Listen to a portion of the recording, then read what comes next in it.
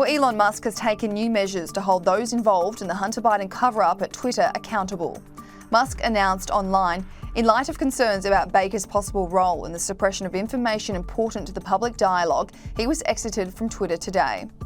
Elon Musk is referring to James Baker, who was Twitter's Deputy General Counsel and has been named in the Twitter files as someone who doubted the credibility of Hunter Biden's laptop scandal and advised staff to suppress the story. Twitter's new owner was asked by a user whether James Baker was asked to explain himself first, to which Elon replied, yes he was, but his explanation was unconvincing.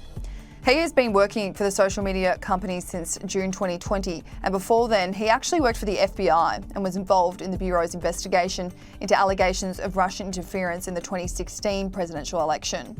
Journalist Matt Taibbi published these files in a Twitter thread over the weekend.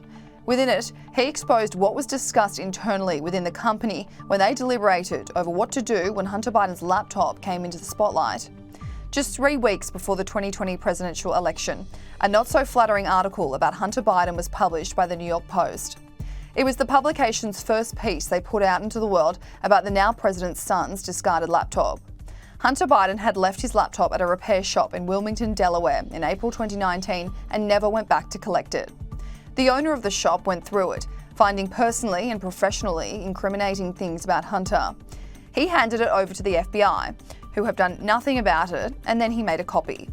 The copy found its way into the hands of the New York Post, which over time has been drip-fed to the public over the past few years.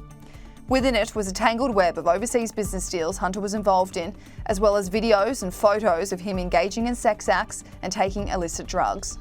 But when the Post published their first story on October 14, 2020, it was heavily suppressed. Twitter shut down the New York Post's account, believing the laptop was Russian disinformation ahead of an election.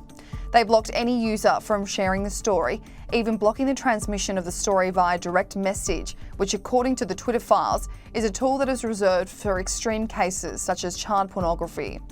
There has been so much speculation and controversy surrounding Twitter and other social media giants' decision to suppress the story. However, we know that the FBI did pre-warn them of a potential Russian hacking event, which Mark Zuckerberg later confirmed alluded to the Hunter Biden laptop scandal. Within the files that Elon Musk has exposed was the actual internal dialogue Twitter staff were having at the time of the Post releasing the story, which is where James Baker comes into play. On number 27 of Matt Taibbi's Twitter thread, he shows an email from former VP of Global Comms Brandon Borman, who questions what the company can truthfully claim is part of their policy.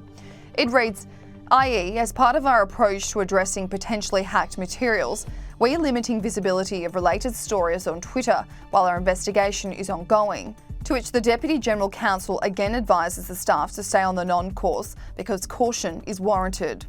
The privileged and confidential email reads, I support the conclusion that we need more facts to assess whether the materials were hacked. At this stage, however, it is reasonable for us to assume that they may have been and that caution is warranted. There are some facts that indicate that the materials may have been hacked, while there are others indicating that the computer was either abandoned and/or the owner consented to allow the repair shop to access it for at least some purposes. We simply need more information. So because of that decision-making, James Baker is gone. The Twitter files were widely regarded as a bit of a flop. However, Elon Musk said the other day that there were more smoking guns he will expose. He said in a Twitter Space Q&A, we're just going to put all the information out there, try to get a clean slate. We will be iteratively better, and it will force other media companies to also be more truthful, or else they'll lose their readership.